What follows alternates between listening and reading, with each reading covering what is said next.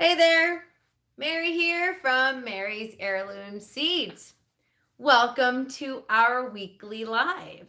I will give you all a chance to hop on and join us here for our weekly exciting world of seed planting. Today we have a little bit of a different topic today. I was going to go live outside, but it's raining outside. It's getting a little dark. So we're going live inside today. So welcome and thank you for joining me. We are live here every Thursday at 5 p.m. Pacific time. You can go ahead and comment below. Let me know you're here. Let me know you're joining me, and let me know where you are joining us from tonight. I am Mary from Mary's Heirloom Seeds. Hey, Crystal, welcome to our live. I'm Mary from Mary's Heirloom Seeds. Yes, there really is a Mary, as crazy as that sounds. I get some calls every now and then, and they go, who am I talking to? So that this is Mary, and they're like, whoa, the Mary? So tonight I wanted to share with you, let's see, we got Crystal in Missouri, Sparta, North Carolina, Ocala, Florida. We love Ocala. So let me let you in on a little bit of a background here. David, hey, Mary, you it says you missed us last week. That's okay. Oops, hang on just a second. There we go. We got David here as our moderator tonight, one of several. So let me let you in on a little bit of a background here. I meant to go live outside today. We were going to discuss transplanting seedlings. But you notice I'm in a sweater, and last week as I was in a tank top, it's cold and it is raining outside. So we are not live outside. Hey, Brandy, Lexington, North Carolina, and a Robert in Arkansas. Robert has sent me some amazing pictures of his garden. Hey, Robert, thanks for joining us tonight. We got two moderators here tonight, so thank you very much for joining us. If you're joining us for the first time, or if you've already been here a couple times, be sure to like our video tonight, share the video, subscribe to our YouTube channel if you haven't already. So tonight our topic is, ironically enough, heat-tolerant crops, even though it's a little chilly outside. So every week we go live and we like to share helpful information. And recently we have been specifically answering questions from our Grow Your Own Food page. So if you're newer to Mary's Heirloom Seeds, on our website, which is marysheirloomseeds.com, if you go to the Grow Your Own Food page, there's a little survey you can take at the top of the page. You can ask your questions and we will answer those questions. So tonight we're going to talk about heat-tolerant crops. Of course, Mary's Heirloom Seeds, we are celebrating 10 amazing years of awesome heirloom seeds. And we started Mary's Heirloom Seeds in South Florida. Hey, Haas at Off Kilter Homestead. If you haven't checked out his YouTube channel, please do. He's got some great content there at Off Kilter Homestead. All right, so speaking of Florida, Haas is over in Florida. We have experience growing in South Florida, but not necessarily Central Florida, where I believe you are, Haas. David, thank you so much for our 10-year congratulations. We are having a huge sale at Mary's Heirloom Seeds with lots of free seeds. It ends on March 26th. There's a lot of new stuff to share with you. So let's get right into heat-tolerant crops. For some of you, Colorado, I know you have blizzards. Alabama, you've got tornadoes right now. It is a crazy year for gardening, and last year was kind of crazy too. So just work with it.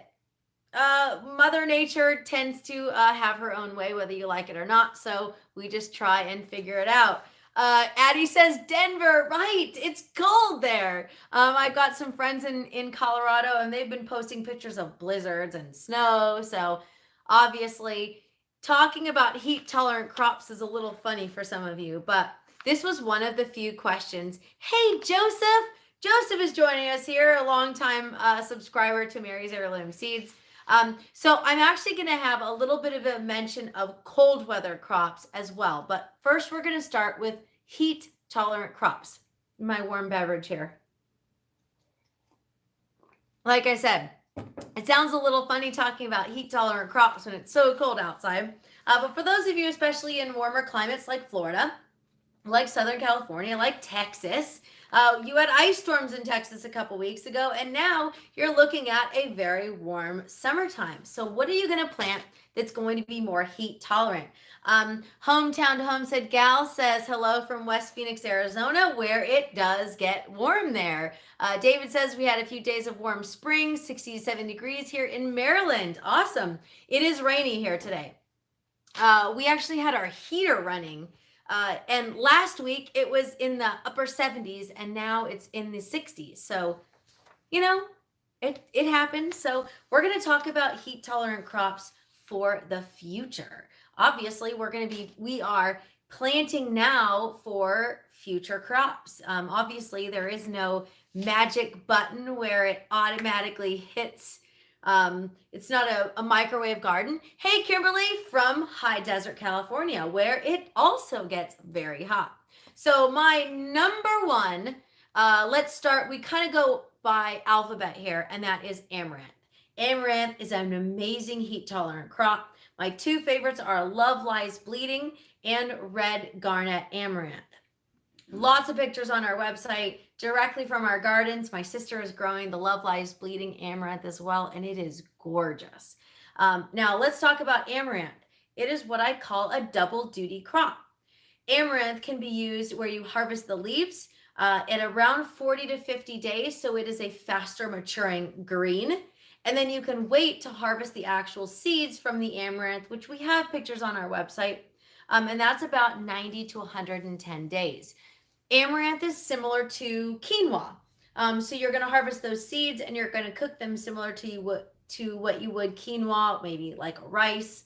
It is a grain, but it's also a green, and that's why I call it a double duty crop. So you can harvest it both ways. Now, next is going to be arugula. Now, keep in mind that these are what I consider a heat tolerant crop, but they're not something you're necessarily going to grow in the heat of the summer. These are what we are calling heat tolerant crops, but it's heat tolerant for your area.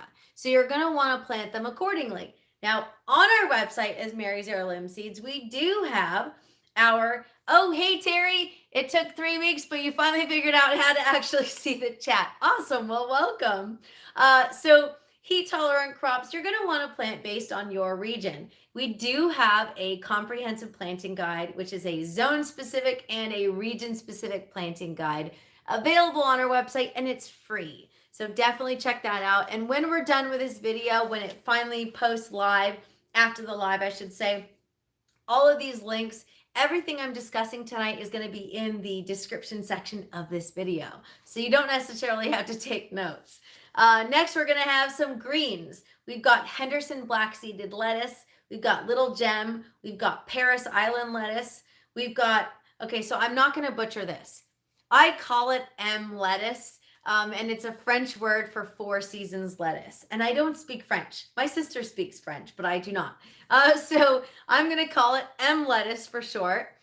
You can check it out. That way I'm not butchering the name. And it actually translates to 4 season lettuce, which is why it's a more heat tolerant lettuce. Then we also have summer bib lettuce. So it is a warmer climate lettuce. Now, next we have beans. My favorite of all times, jade bush beans. Hey, Jane, thanks for joining us. Jade bush beans are very heat tolerant. They grew this year in our backyard garden, and it was over 100 degrees on many occasions. But we had a massive harvest. We made dilly beans. David says, I got some small varieties of lettuce for this season, like Little Gem, Tom Thumb, and Tennis Ball. Those are all very small, which is perfect. So one of my upcoming videos is going to be planting and growing in small spaces. My mom recently moved to a new property, and it's a much smaller property, but she still wants to have a couple of varieties of greens, of beans, and maybe some vining crops that grow in small areas. So stay tuned. I will be posting that video hopefully this weekend. If it's not raining, I should be able to get a couple videos in this weekend. So next on my list is Blue Lake Bush Bean and the Red Kidney Bean. Those are also heat tolerant beans. Now the Blue Lake Bush Bean and the Jade Bean are both green beans. Now the Red Kidney Bean is typically harvested as a dry bean. So if you're looking for something that's going to give you a drier bean, that's the one to choose. David says, I'm growing them in the empty spaces around my tomatoes and peppers. That's an excellent idea. And that's part of my next video. You're jumping ahead on me here. Is when you're growing in small spaces, you do need to kind of make room for smaller things in between some of your larger crops. So definitely a good idea. Now we have pole beans. Pole beans are vining beans, and we have our more heat tolerant varieties are Chinese red noodle, Kentucky Wonder, and Scarlet Runner Bean. Scarlet Runner Bean can grow over 20 feet tall on as long as you give it the space. So something to consider if you do have a small space and you do want to grow up, the Scarlet Runner Bean is a great one, and it is heat tolerant. Next, we have beets. We have Early Wonder. We have Detroit Dark Red, and if you go to marysheirloomseeds.com, we have all these listed by category, by variety, and our Detroit Dark Red beet has some amazing reviews. Our customers really like the Detroit Dark Red bean. And then next we have Cylindra forminova beet, which is a much longer kind of rounded, not rounded beet. It's a more cylindrical beet, hence the name Cylindra forminova beet. So that one doesn't grow like a round ball like some of the others.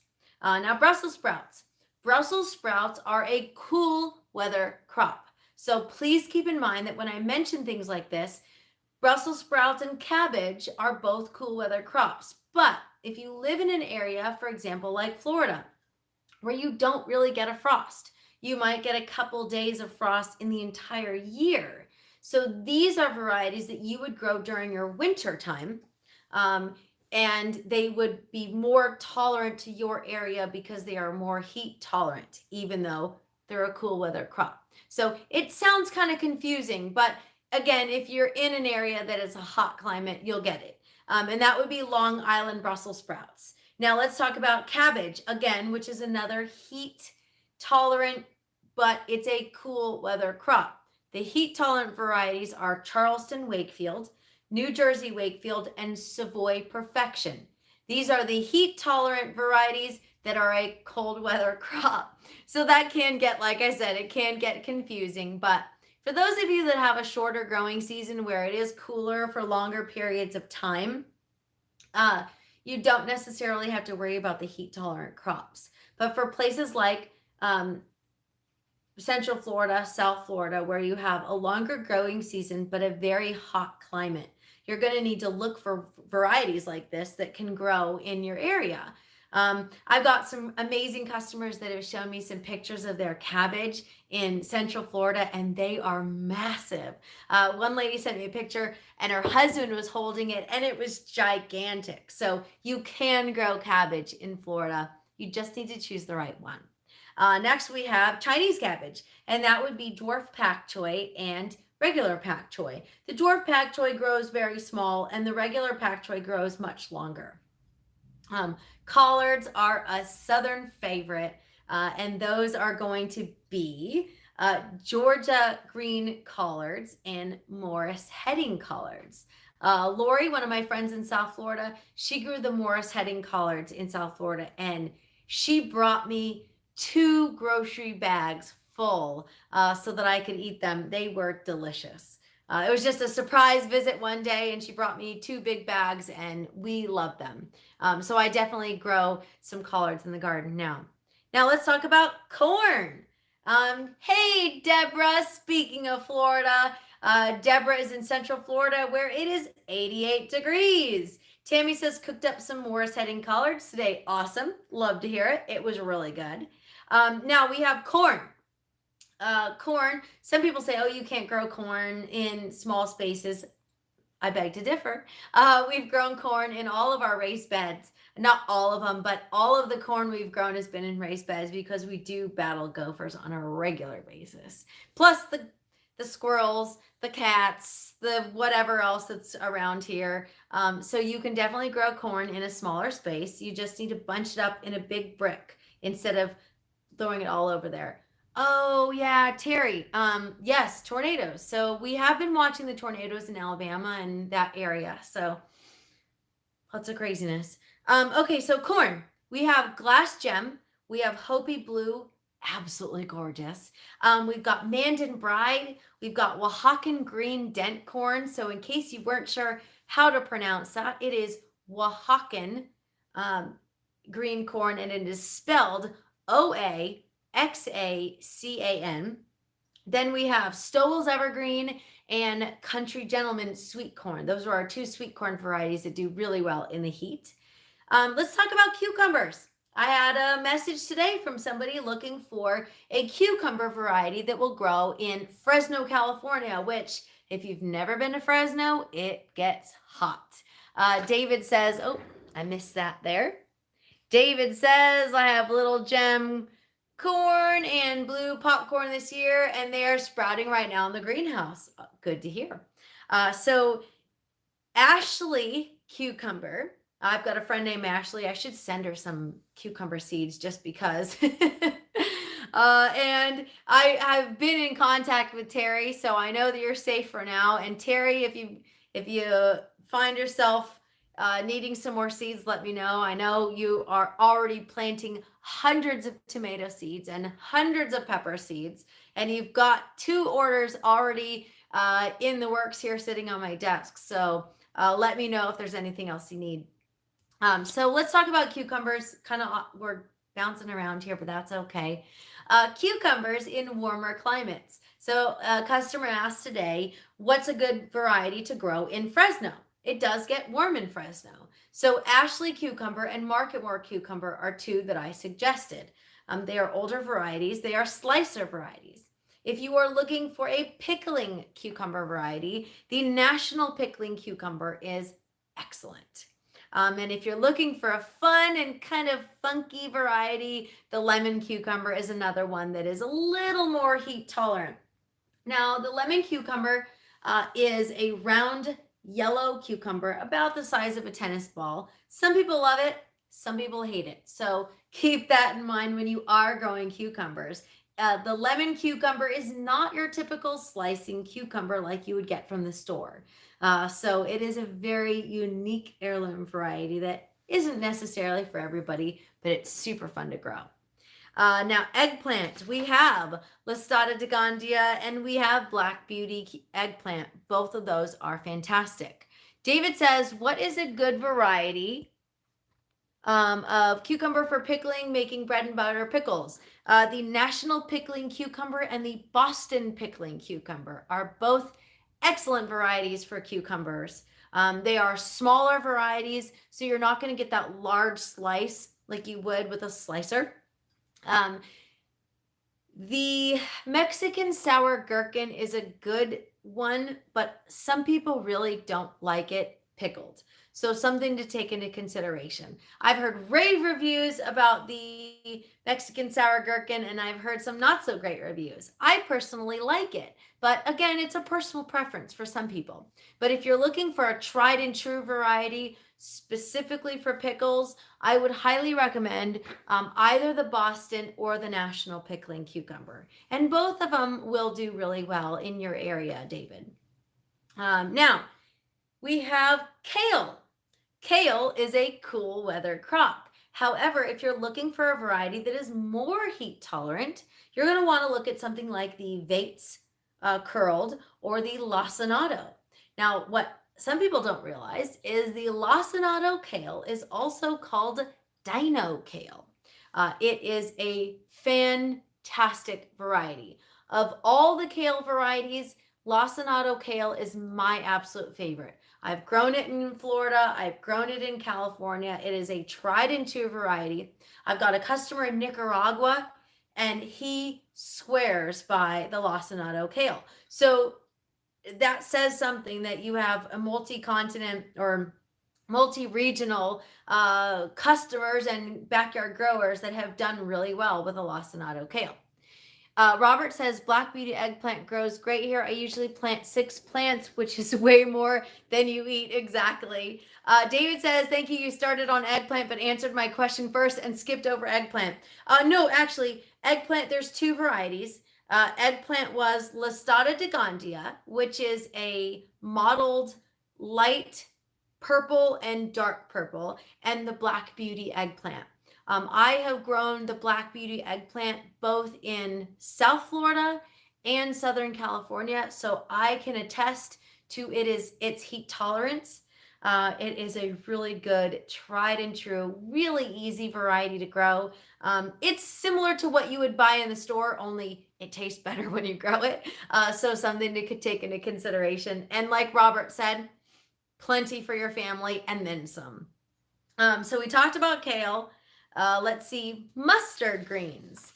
Now, mustard greens are a heat tolerant crop in general, but my 2 top favorites are the Southern Giant and the Japanese Giant Red. The Japanese Giant Red is part of our current seed sale. For those of you who are just joining me, we have a seed sale going on for our 10-year anniversary, and it will be posted in the description section of this video, but you can also go to marysheirloomseeds.com, go to Mary's blog, and it's the first thing right up there. You'll see our seed sale. It ends on March 26th.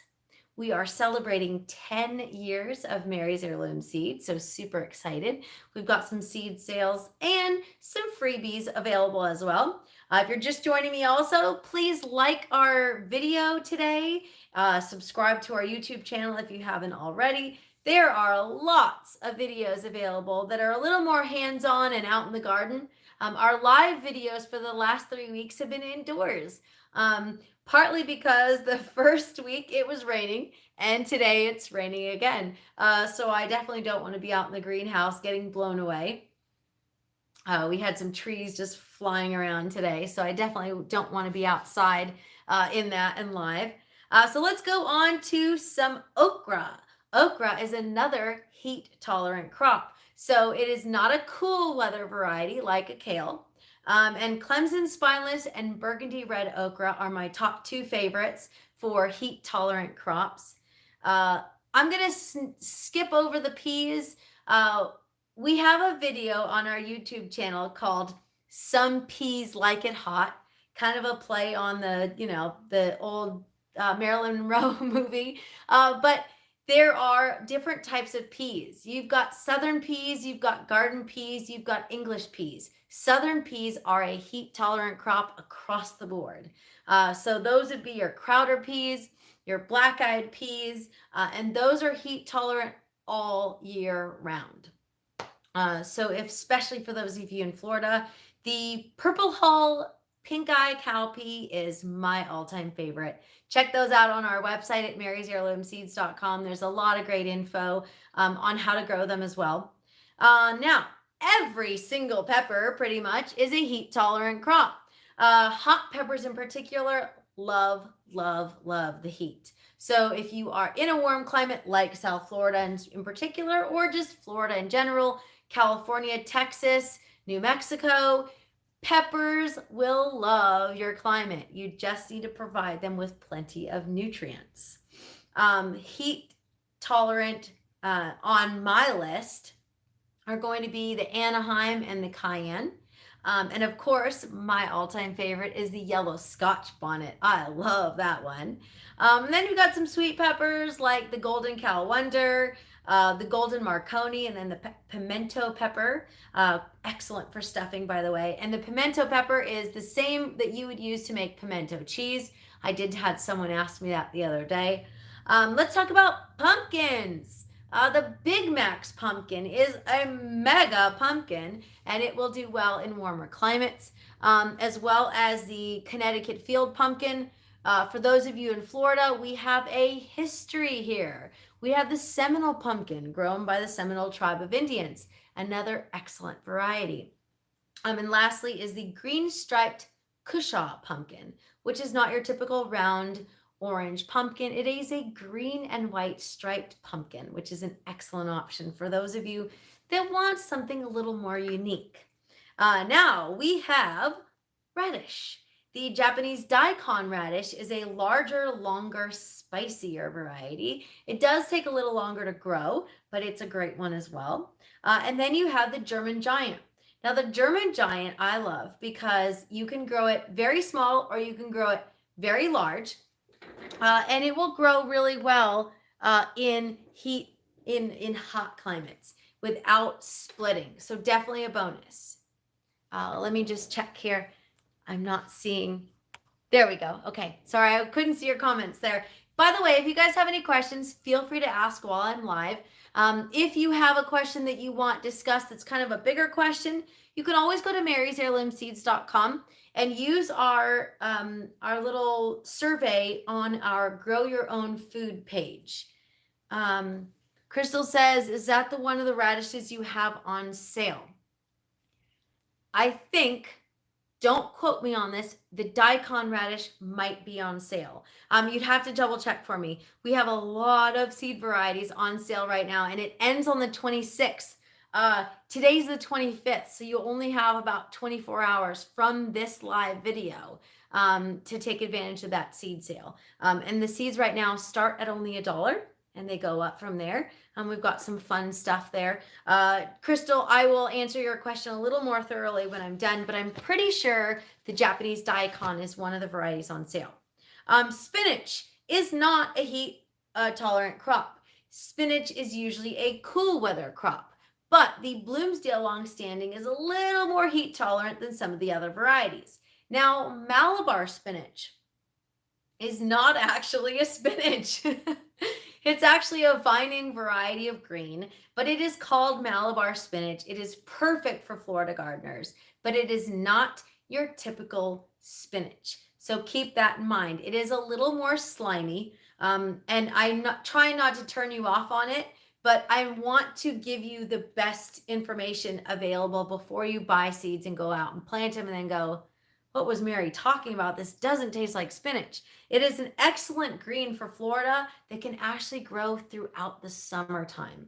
So if you're looking for something that you can grow a green in the summertime in the heat of Florida, the Malabar spinach is an excellent option. Just cook it down with some eggs, maybe a little bit of bacon, and you're good to go.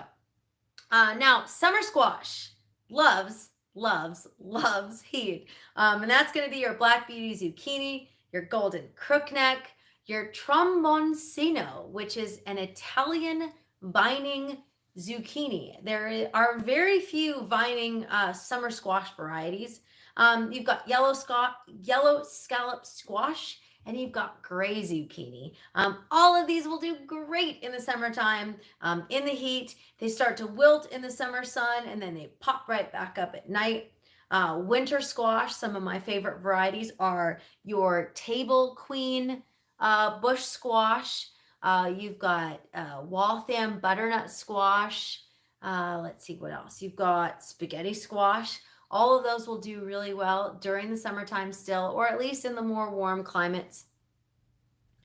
Swiss chard, I mentioned last week, is my favorite. And the more heat tolerant varieties are going to be Ford Hook Swiss chard and rainbow Swiss chard. Now, you notice I don't have any Swiss chard on my table today. Last week we had Lucy here joining us, and she was trying to eat my Swiss chard.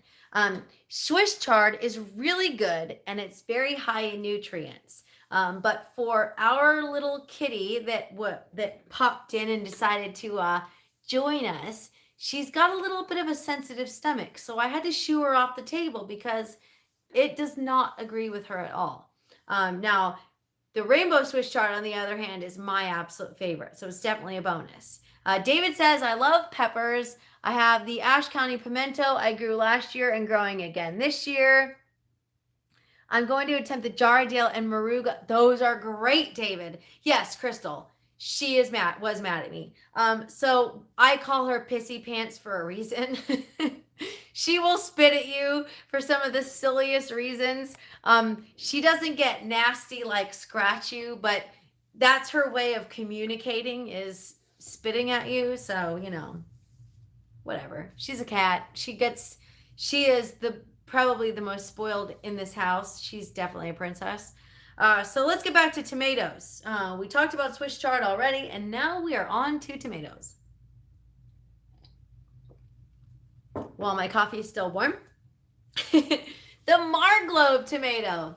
Not only is it heat tolerant, but it does well in humid climates. It specifically does really well in humid climates. So if you've got an issue with powdery mildew in the past with your tomatoes, I highly recommend the Marglobe tomato.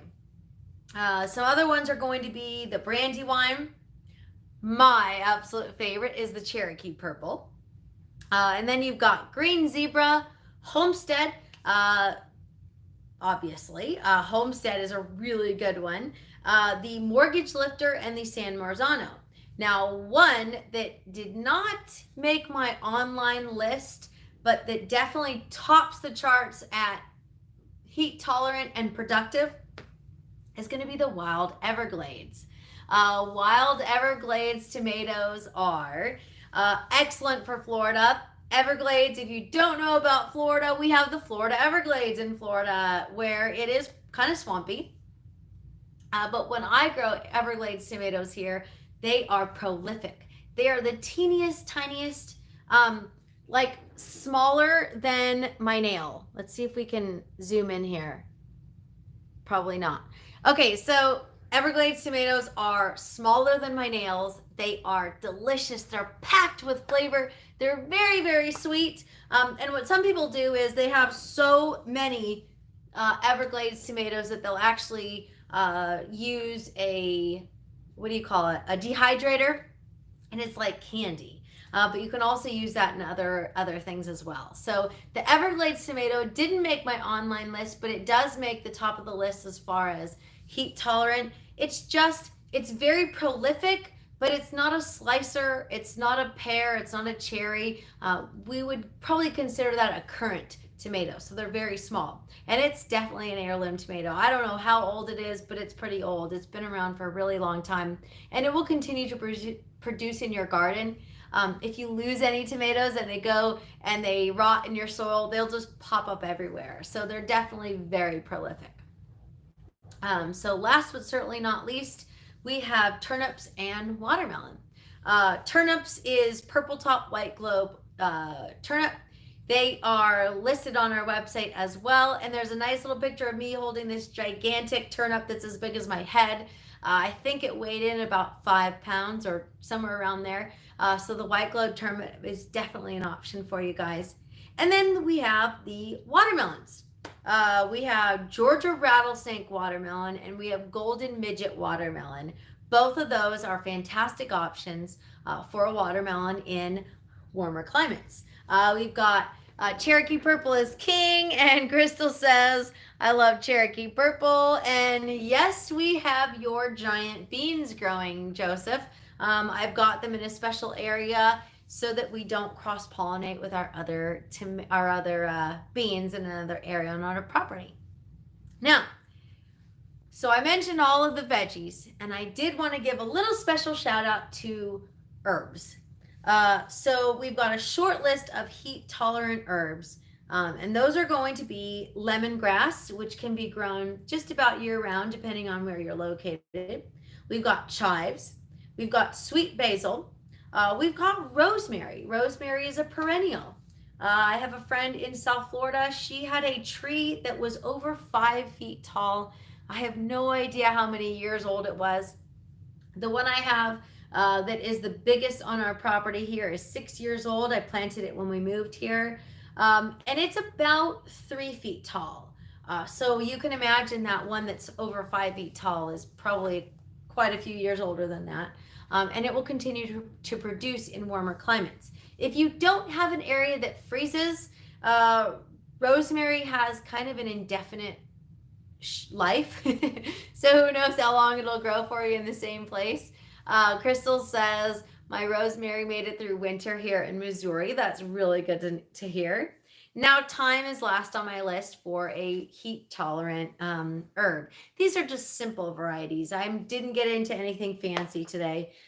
Things like lavender does not do very well in warmer climates. Even though it's a perennial, sometimes it kind of dies in South Florida where it gets hot. All right, I think that is it for me today. I hope you have enjoyed our video today on heat tolerant crops. In the description section of this video, once we are finished with our live upload, I will post the link to our online text version of our heat tolerant crops. That way you can see it. David says I had leaf curled parsley and marjoram over the winter. Awesome. And if you've got any questions, Jane says my German thyme has spread way too nice. Thank you, Scott. Way too big in New Mexico. Well, time to eat it, or maybe make some stew out of it, some freeze it, dry it, all that good stuff. If you have any specific questions, you can always send an email to mary@marysheirloomseeds.com, and we will try to answer as soon as possible. You can also check out our website, marysheirloomseeds.com, and use the link on our Grow Your Own Food page to ask your questions so that we can answer them in future videos or in an email. I am Mary at Mary's Heirloom Seeds signing off, and I hope you enjoyed our video today, and happy planting.